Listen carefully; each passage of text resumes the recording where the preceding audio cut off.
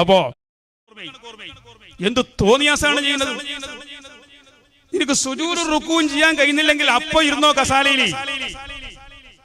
നീ നിന്നിട്ടല്ലേ വന്നത്? അതുകൊണ്ടിവിടെ മുണ്ടിയിട്ടില്ല, പള്ളിയിനുള്ളിൽ മുണ്ടിയിട്ടില്ല. എന്നിട്ട് നിനക്ക് എങ്ങനെ അള്ളാന്റെ പള്ളിയിൽ ഒരു കസാല വെച്ച് ഇരിക്കാൻ തരുന്നത്? നീ ഇരുന്നിട്ട് എങ്ങനെ കൈ കെട്ടിയത്? കുരുത്തകടല്ലേ ഇത്? ദീന് പറയാൻ വേണ്ടി മൊയിലാമാറും ഉണ്ടാവൂല. ഇനി മൊയിലാറ് പറഞ്ഞാൽ മൊയിലാറ് വിടയില്ല. അപ്പൊ നോക്കും മൊയിലാറ് വന്നിട്ട് കൊല്ലത്രായി, ഈ കൊല്ലം ഈ സാഹിബാനിലെ ഇയാളെ വിടണം. എന്താ ഇയാൾ കുറച്ചാളെല്ലാം നിൽക്കുമ്പോൾ പറയാൻ തുടങ്ങി, പിന്നെ മടഞ്ഞോണ്ടായിട്ടില്ല. ദീന് പറയാൻ തുടങ്ങുമ്പോൾ മൊയിലാറ് പോണം. കമ്മിറ്റി എന്ന് പറഞ്ഞാൽ ജാഗ്രത ആയിക്കോ. എല്ലാ മഹലിന്റെ കമ്മിറ്റിക്കാരും ജാഗ്രത ആയിക്കോ.